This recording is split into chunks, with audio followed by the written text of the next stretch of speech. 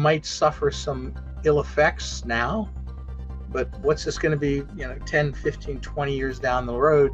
Individuals with concerns about their personal medical health related to the fire contact their medical provider or seek medical attention. Oh, they're putting the onus on you. We're not going to look for something, and we're not going to go house to house, or we're not going to send out surveys or anything like that. If you feel bad, go to the hospital, and the health department will report it. Hey, it's Jordan. I am in Flint, Michigan, East Palestine, Ohio, Tumwa, Iowa. Please support the only independent outlet on the ground covering what the corporate media covers up. Hey, it's Jordan. Delighted to be joined by Sil Caggiano. You are a former battalion chief with the Youngstown, Ohio Fire Department. You also are a hazardous waste expert.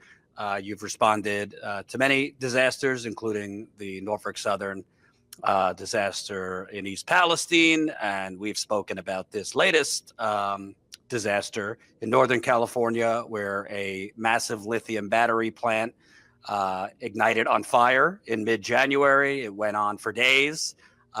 It's the world's largest that we know of lithium battery storage facility. And pretty much to the day, a month later, it has now reignited in Northern California. To remind folks that are new to this, this is in the salad bowl of America, which produces a whole lot of our vegetables, 70% actually of our vegetables. So you see the plume there. That was from the evening of February 18th.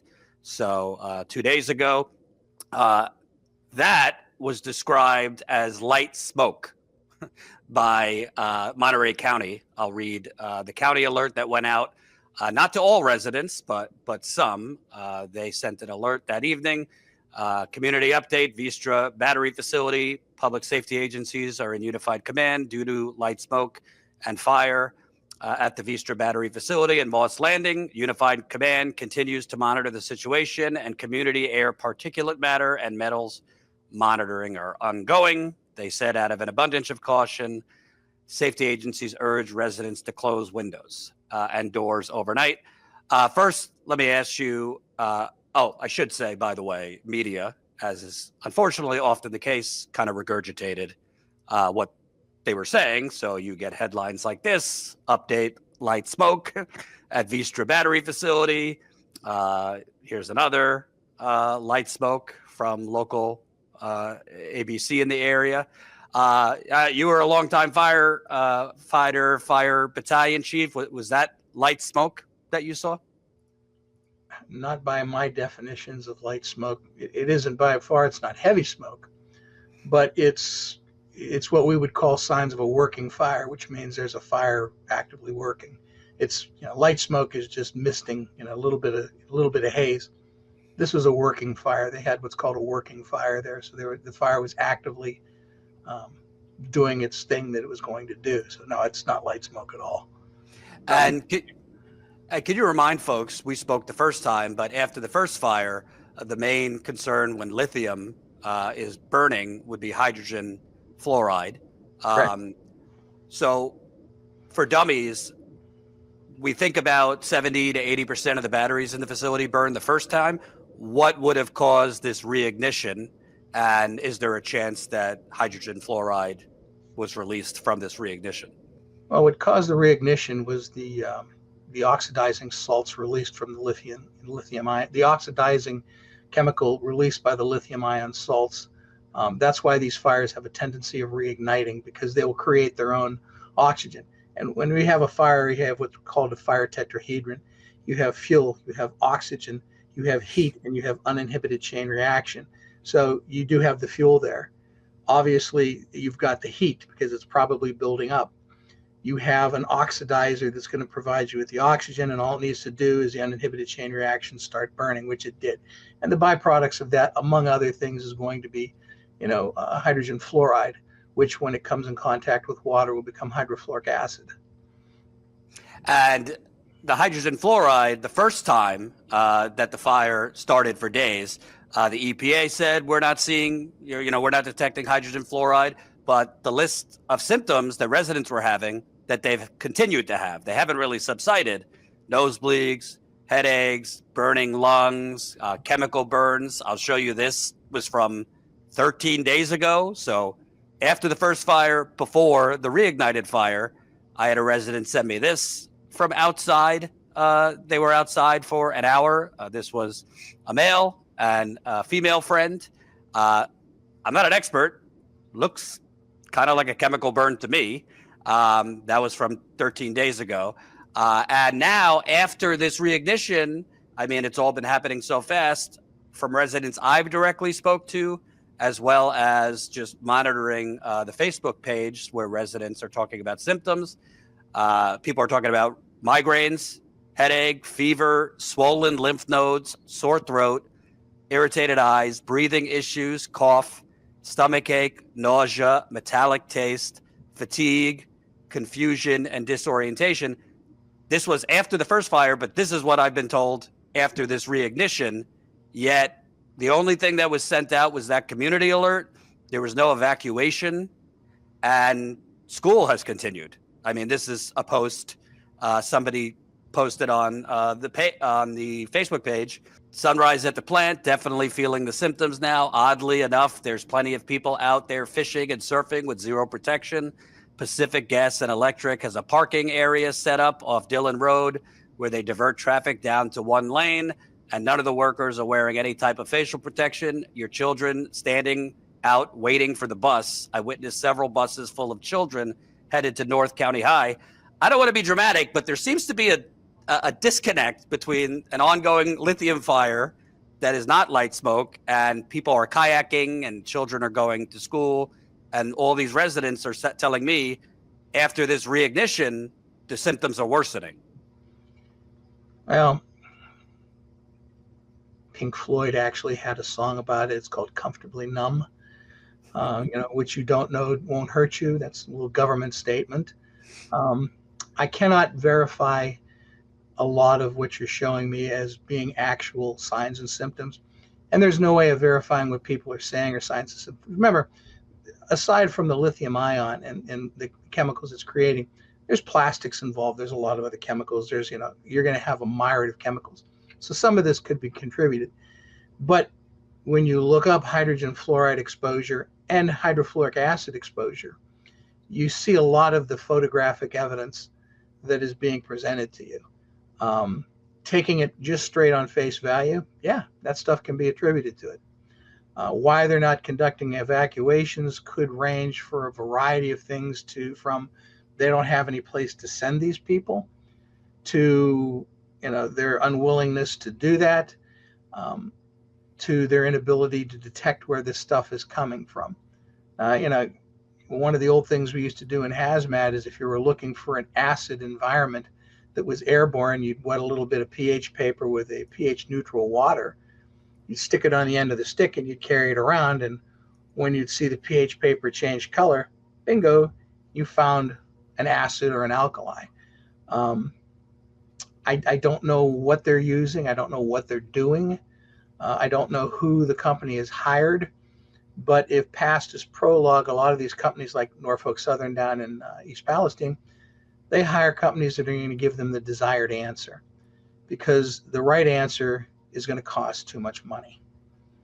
And, a lot of these companies, they're in California because they want to take advantage of the tax breaks for tech development. And once they get going, they tend to move away and go someplace else. Now, I don't know where this company is in its, evolutionary process, but, a lawsuit like that could pretty much put them out of business. Norfolk Southern, just on the surface, cost them $600 million. And we're not going into the other stuff. So, yeah, I could see where they'd want to titrate down, what they're finding. Yeah, I get it. The thing that I find troubling about this, I find a lot of things troubling. They've basically had a month since the first fire to anticipate if there was a reignition. And if there was a reignition, maybe you'd have a better plan than you had the first time. But this reignition, which I get what you're saying, you can't respond to every health symptom and, cause and effect. But at the end of the day, the symptoms people are relaying to me, the posting online, are very similar to the initial fire, And the timeline, they were worsening when this fire reignited.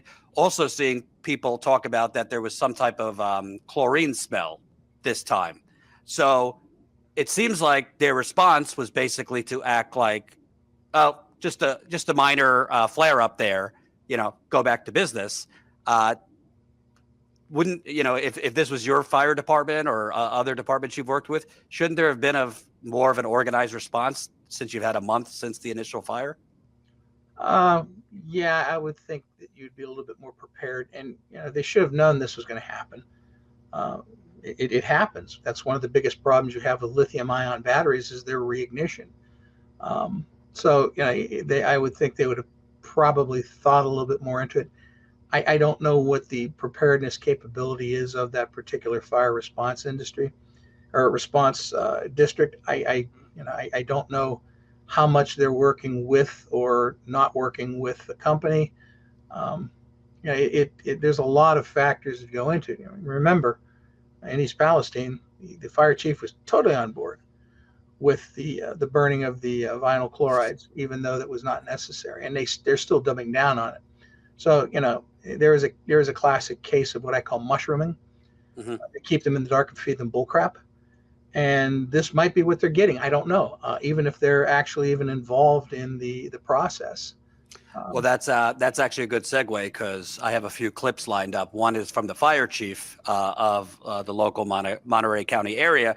To be clear, this was before this reignition. This was a press conference on February 12th. So as they were speaking as if they were in recovery mode still before this reignition, but he shared something I found interesting. Let's play it. The fire broke out in the Moss 300 building, consuming approximately 70% of the structure and its batteries over a period of 3 days. Since the fire was contained, Vistra has been monitoring the site using aerial drones equipped with thermal cameras and hand thermal imaging cameras.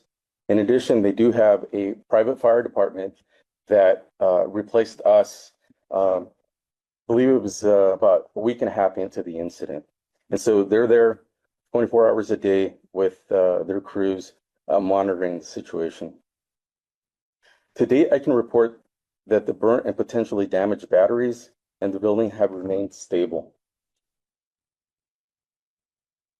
And while rainy conditions remain a factor, right, it's a concern for us. We've navigated to 3 of those events up until now, and we feel fortunate to have not had any kind of incident so far. So obviously that proved not to be true because a couple days later you have a major incident. The cynical side of me, I hear private fire department and my antennas go off. Can you tell me, is that typical? I mean, looking into it, this is not a big public fire department in Monterey County. Is it typical that a big company like Vistra would hire their own private fire department? And does that raise any concerns? Well, depending on what agreement they have struck up with the U.S. EPA and the state EPA, they may have taken over the ability to clean up and handle their own issues. Now, I can get why the fire chief wouldn't want to keep a fire truck if he's a smaller department, maybe 3, 4, 5 trucks.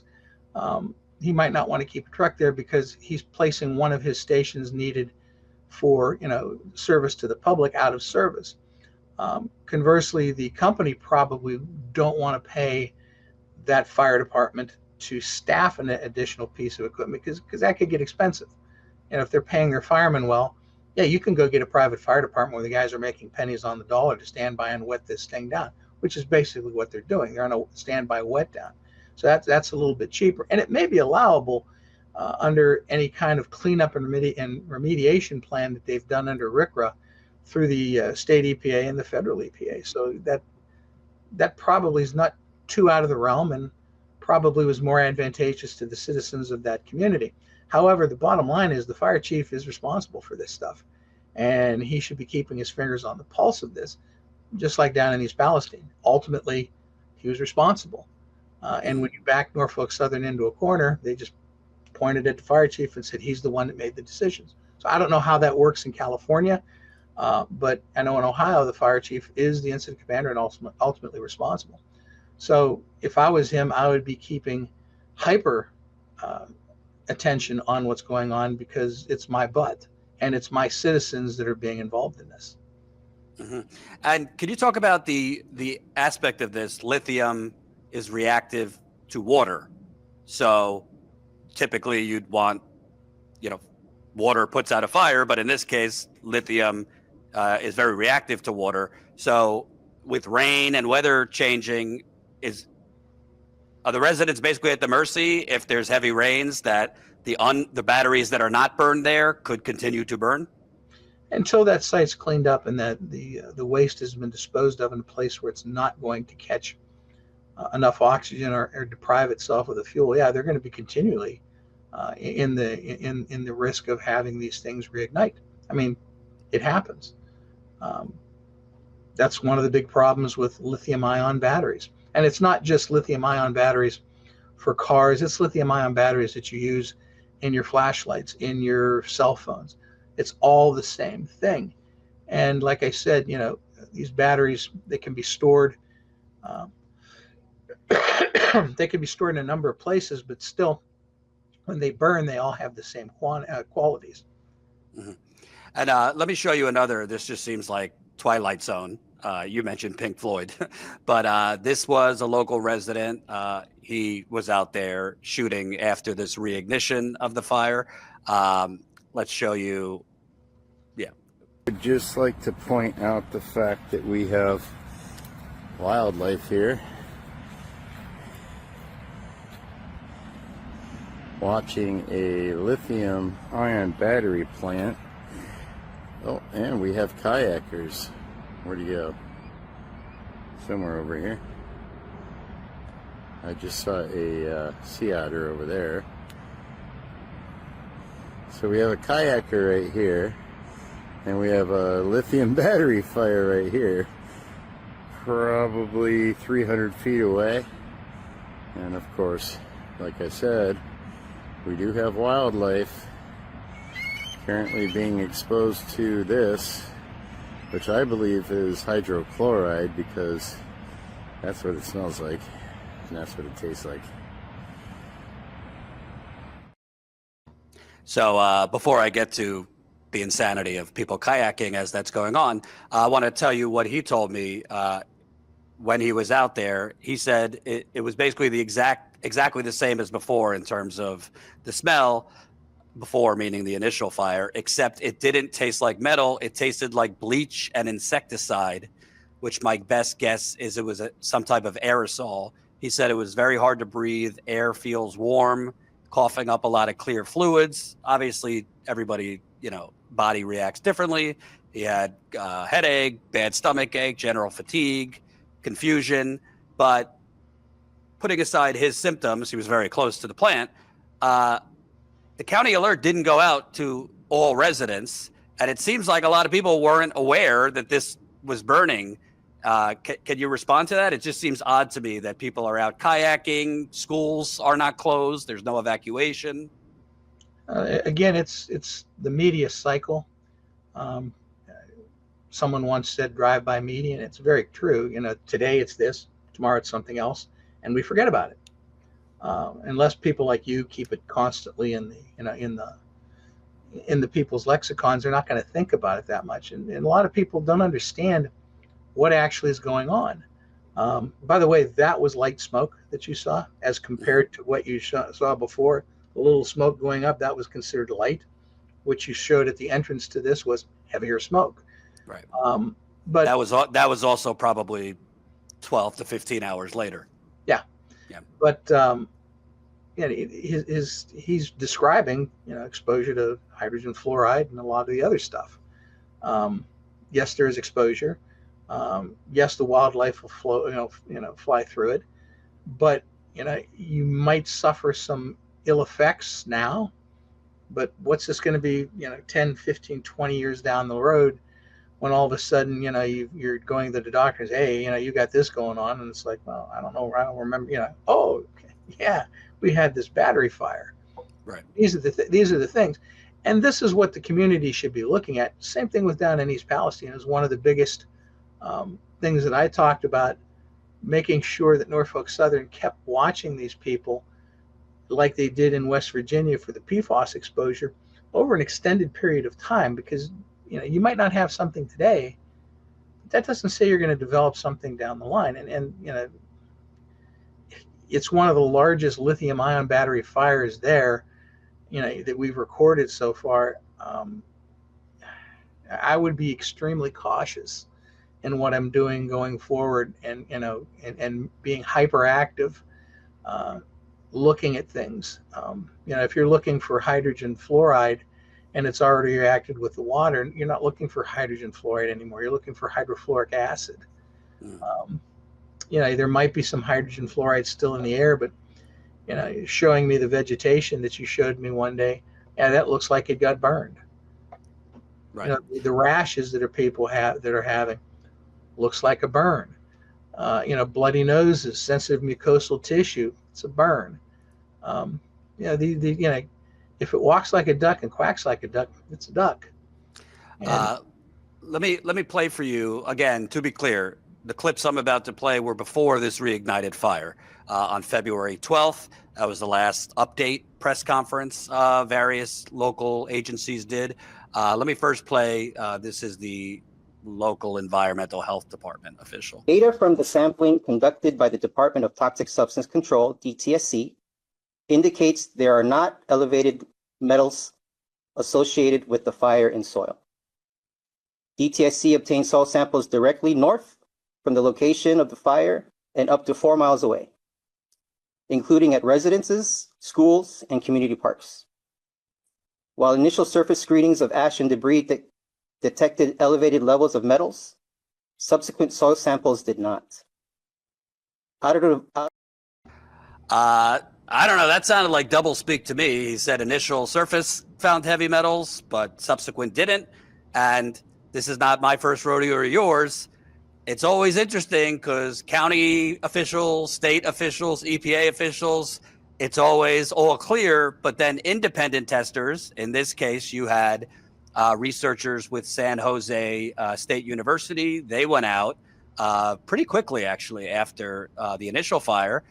They conducted field surveys conducted within a radius of approximately 2 miles from the power plant and measured a dramatic increase in marsh soil surface concentration of 3 heavy metals: nickel, manganese, and cobalt.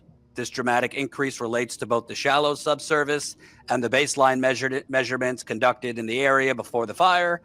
And as usual, the response from the county was, well, we haven't, confirmed their numbers and we have to look at it. This sounds so much like Norfolk Southern. Byproducts of burning vinyl chloride were dioxins and furans. So we know we were producing them. The cleanup company and monitoring company that was hired by Norfolk Southern found no dioxins and no furans. Independent testing done by the law firms that were suing them found dioxins and furans. So now we have this argument back and forth, who, what, when, where. I don't know. I only think the only way they're going to get to the truth of this is somebody file a class action lawsuit to get to the bottom of it. Because you're not, if they're doing independent testing, you're not going to be able to FOA these people for the information because they're independent contractors. You can FOA the information from your government agencies like the EPA and the health departments and all those other things. So this is a game that it gets played all the time. It's a very old game, right? Being played out now down in a lot of places that have spills. My report says nothing. My report says something. What are we going to do here? And the environmental agencies don't want to get in between the two of them. So there's we don't. And what he was saying was doublespeak. If you found it in the ash, it had to be distributed along with your wind columns somewhere else. You're going to find it somewhere else. I mean, right. And also, when you use FOIA, Freedom of Information, if you have a private fire department, you can't send Freedom of Information requests because they're not government. They're not the public government fire department. So that's another issue with transparency. The EPA was also there, the same EPA that allowed Norfolk Southern to unnecessarily nuke Ohio and East Pennsylvania. And this was again before this reignition. Let's see what EPA said. The night of the fire, EPA was called in by the county to do some supplemental air monitoring. And we arrived on scene about 2 a.m. on January 17th. We began immediately monitoring for particulate matter and hydrogen fluoride gas, which are the two contaminants of concern for battery fires that pose, the biggest risk for public health. EPA's role was to collect and then supply air monitoring data to local officials, including North County Fire, Monterey County Environmental, and the California Office of Environmental Health, Hazard and Assessment. So these officials could make public health determinations. EPA installed a total of 9 air monitoring stations in and around the facility. And those were set up strategically located to account for any changes in wind direction or potential drift of nearby contaminants. EPA had our sensors running real time continuously for 24 hours a day. And that data collection was once every second. And again, they're monitored and recorded for 24 hours.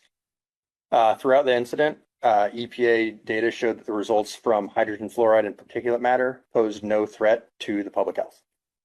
After consulting with the county's incident commander and due to improved conditions and the diminished fire and smoke at the facility, EPA concluded its supplemental air monitoring operations on January 20th.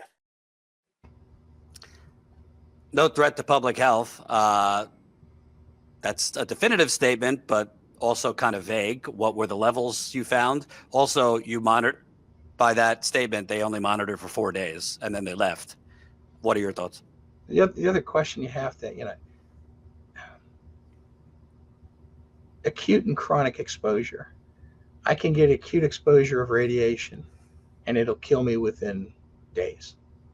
Or I could get slow chronic exposure that's well below the threshold, the monitoring threshold, that'll kill me in 20 years. So what are we talking about? Did you find it in the soil? At no point in time did he say, we didn't find it in the air. So if you found it in the air and these people have been exposed to it and these people have breathed it in and it's deposited itself on the soil, he's talking acute exposure. Well, and they do these time-weighted averages. It's okay. You could have so much like for 8 hours or 12 hours or 20. What about 10 years when this stuff is, it's deposited itself? They found it in the ash. Trust me, when I burnt down houses, the ash just doesn't stay there. It blows to the entire area. It's on people's cars. It's down the road, depending on the wind. And the only real clear way to figure out how far this could have spread is to do a FOA request with NOAA, which, by the way, is being defunded. And I'm sure these industrial companies like that idea because NOAA is one of the things that we used to plot where the Norfolk Southern smoke trails went to during its burn. But, where did it say it went to? What's the testing down there? And a lot of times you don't get the fallout close. The fallout doesn't happen until it's cooled off and it starts to drop out. Like the video that inspired my statement that you just quoted, we basically nuked a town with chemicals to get a railroad through. That was inspired by a guy that was getting fallout in Darlington, Pennsylvania, which is a good 5 miles away from Norfolk Southern incident in East Palestine. And that's where it cooled and the fallout started to come down. So yeah, you've got to test, you've got to look at this thing far away and close and the whole 9 yards. And just by saying, well, we didn't find anything that was over the level, chronic or acute, nothing that acutely said, oh yeah, this is dangerous. Parts per million, this is immediately dangerous to to these people. And when I'm saying parts per million for the listeners, if you can measure it in parts per million or parts per billionth, and if you're looking at parts per millionth, if you're in a room and there's 1 million ping pong balls outside of you, and something is dangerous at 5 parts per millionth, if 5 of those ping pong balls get in the room, it's dangerous.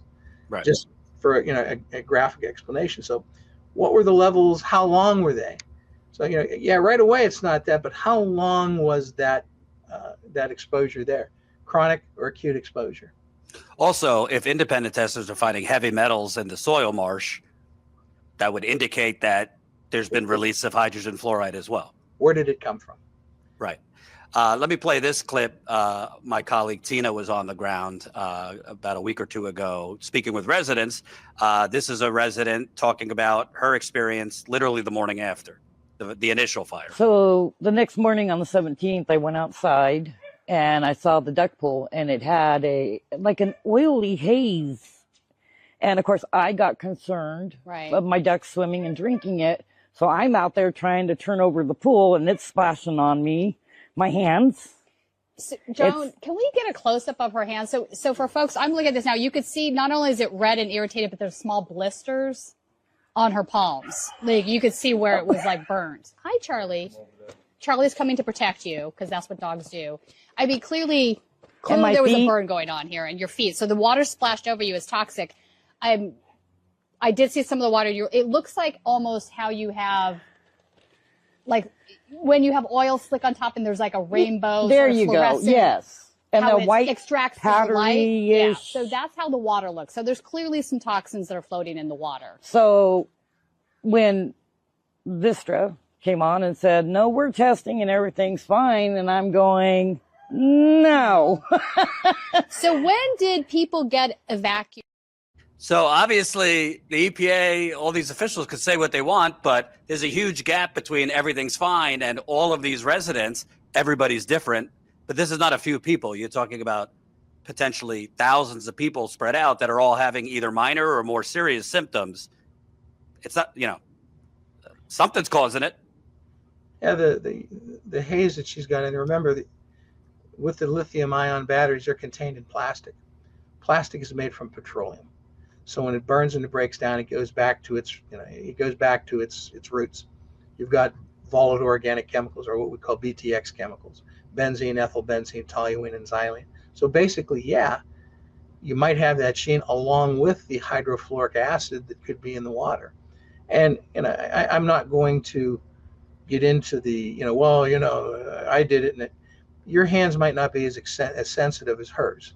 You could say, well, I did see the same thing and it didn't burn my hand. Her sensitivity levels may be way different. It's just like being a firefighter for as many years.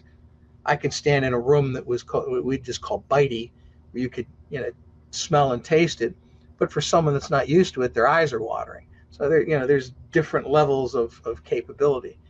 Right. But I don't discount her. Something burned her hands, and I don't think she was putting her hands on her stove or anything. Right. Let me move this to all of us, because again, this is the salad bowl of America. A lot of farms in this area. You got artichokes, broccoli, spinach, cauliflower, broccoli. You also have a lot of fruit farms, including Driscoll's, which are the strawberries in the grocery store, blueberry farming, raspberry farming, blackberry. It's all over the place. This was the agricultural commissioner in the area. I would say kind of giving us a bit of a minimization here.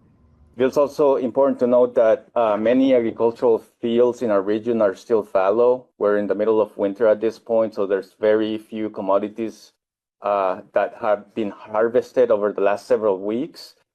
We have some planted commodities in the field, many of which will be planted a little bit later on as we enter into the springtime. And so very little commodities are in the fields right now, and that's reassuring, as we continue to evaluate the state sampling information as well. Our growers have also been very concerned about soil and plant health, and it is reassuring to know that there's no elevated levels of metals found in the soil related to the fire. So restating the fact that independent testing is showing there are elevated levels in the soil. What he's saying seems to be, well, it's winter and a lot of the crops are not in bloom because it's winter. So that poses less of a risk to us shipping and selling vegetables and fruits that would be contaminated. However, the soil is not frozen. The soil can still be contaminated, and it doesn't just magically uncontaminate when spring comes. Now, what you're going to, and I see where he's coming from, to say something like that without concrete evidence would start a panic in amongst the growers. So he's going to play it the way he played it. Whether he's right or wrong, as we found out in East Palestine, they were wrong. And even to the fact of, yes, your fields are fallow right now, you're not planting anything. But to mention one of the things that you mentioned, broccoli, or not broccoli, Brussels sprouts. You plant Brussels sprouts. Brussels sprouts have a tendency of pulling up those minerals into their structure. So, the manganese and the cobalt and the other stuff, that the nickel and all that they've found, they'll pull it up out of the soil, and then you're going to sell that stuff, and it's going to be ate. Someone's going to eat it. They're going to consume it. Same issues that we had down in East Palestine with the dioxins. And again, to make an analogy, they were trying to say, well, there's very little of it on the soil. There's not a lot. There's not a whole lot. Nothing of level of concern. But it's like, here in the East, you might have a light dusting of snow, but when you start shoveling it up, you get a nice big pile of it. Now, imagine that shovel is the vegetables that you planted or the livestock that you're going to sell, and they're consuming that and they're consolidating it into their lipids. Then you go sell the cow, and it's loaded with dioxins and it's fat. So, it's a very tricky game that they play when they, say, well, there's not that much of it, or we're not detecting anything. And then you have other independent tests, come back and say there is. Also, you don't know how far this spreads, so you could be testing soil in a range that is not wide enough. Let me play. This is from local farmers my colleague interviewed in the area recently. If they test for heavy metals throughout this salad bowl of America, and they start testing how much of that comes up into the lettuce, are they going to turn in all the lettuce? Are they going to cut all the lettuce and take it to be incinerated or whatever?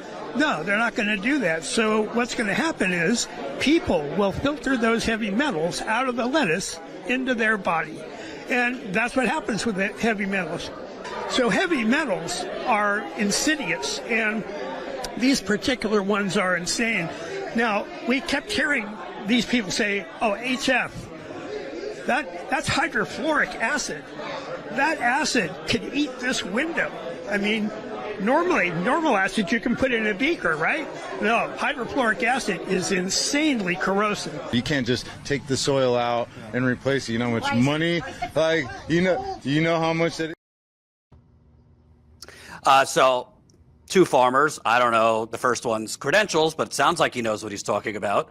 So again, it seems like the agricultural commissioner, it's kind of like you don't want to set off a panic unnecessarily, but you also want to level with not just the people in the area, but most people do not go to the grocery store and read the back, like, where is this farmed? And was there an incident recently? Yeah, it's kind of insane. I know when I go buy my meat, I buy it from a local butcher, and I know where he's sourcing his stuff. I specifically asked him where he sources his stuff to avoid areas that in East Palestine. But yeah, you don't look at your strawberries, and a lot of this stuff, even with the meats, you go to a place like Walmart, you have no idea where your pork chop came from. It could have come from anywhere. They don't tell you the origins of that particular meat or vegetable. So the one farmer sounds like he knows what he's talking about, and I give a nod to farmers. They know about alkaline and and acidic soil. They know a lot about this stuff because it all impacts on what they grow.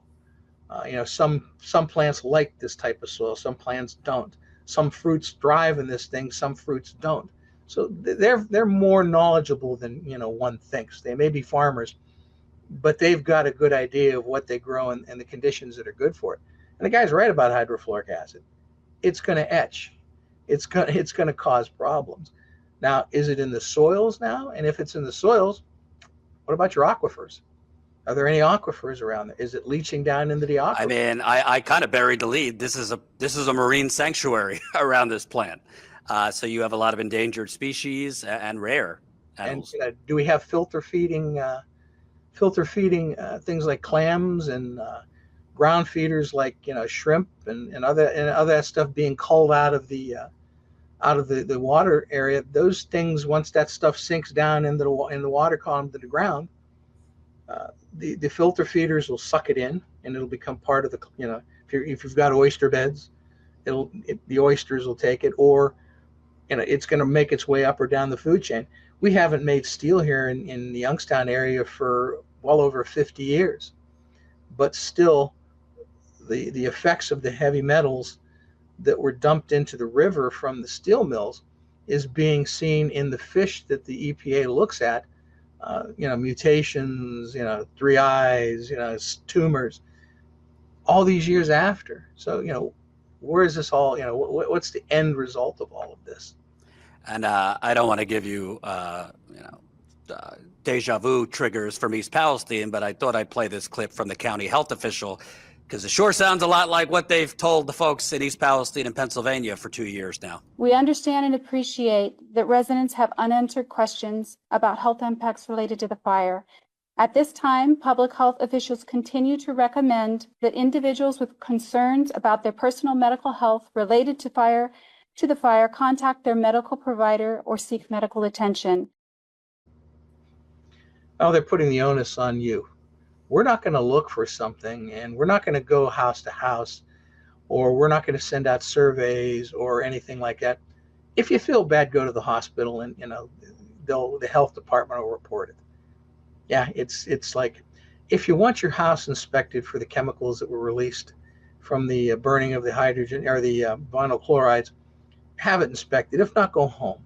It does, And they're all talking about how safe the water was to drink, and there shouldn't ever be any problems with the water. At the same time, Norfolk Southern was drilling inspection wells in between the derailment and the city's aquifers to watch what the progression is of these chemicals that probably in about 7 years are going to be in their drinking water. So, and a broader problem from Flint to East Palestine to here, it's all the same pattern. No disrespect to doctors. Most of them don't even know what to look for. They're not equipped, or they're not experts on heavy metals or hydrochloric acid. In Flint, you had doctors, residents going to the doctor. They're not experts in Legionnaire's disease, lead to a certain extent. East Palestine, the CDC was telling doc providers, don't test for vinyl chloride. A lot of these doctors, residents have told me they go to the doctor and the doctors either don't have the right tests or they test them for the wrong things. Even in the fire community, one of the things that we did periodically is we'd educate emergency room doctors on fire exposure to hydrogen cyanide and carbon monoxide. Firemen are very susceptible to that. And one manifests itself one way and the other is hidden. So if you don't look for both, you could have the fireman that's been exposed to both. You put him on oxygen, half hour, 45 minutes later, he's fine. But what you're not detecting is the hydrogen cyanide, the cyanides that are running through his system, destroying his organs. And he's going to be sitting there, and all of a sudden he has a cardiac arrest and nobody knows why. So yeah, these doctors, they're not all omnipotent, and they're not thinking in that mode. So yeah, this stuff could easily, be passed off as something else. 2 more questions, one more on this specific incident. Not that you're an attorney or a doctor, but a lot of residents are saying, like, somebody tell me what to do. You have, commented on East Palestine. It's obviously a different disaster, but a lot of the same patterns and themes. What still a little over a month after the initial fire, now 2 days after this reignition, what's your best advice to residents who essentially are being told by the federal government, everything's fine, nothing to see here, county officials, if you don't feel well, go to the doctor, there's no evacuation orders, schools are not closed? What would you tell them for residents who are having health issues, concerned about, soil, food, and future? Find yourself a good plaintiff-based law firm, somebody big, because this is going to become a large class action lawsuit. There are 3 or 4 very good ones that seem to do the job, and it was one of the reasons why I decided to work for them in East Palestine, because I realized that what's going on here was going on there, and the only way these people, this stuff was going to come to light is if somebody filed a class action lawsuit. So I would say if you want some legal representation, get in touch with one of the 4 law firms that have done this, because this is pretty big. I mean, it's nothing small. It encompasses a large area, and the similarities between this and East Palestine are just striking. Right. Last question. This is kind of for the future. I found this interesting. This was in a local ABC article. Nadim Malouf is a former Stanford professor and current CEO of Canovo, a battery management software company.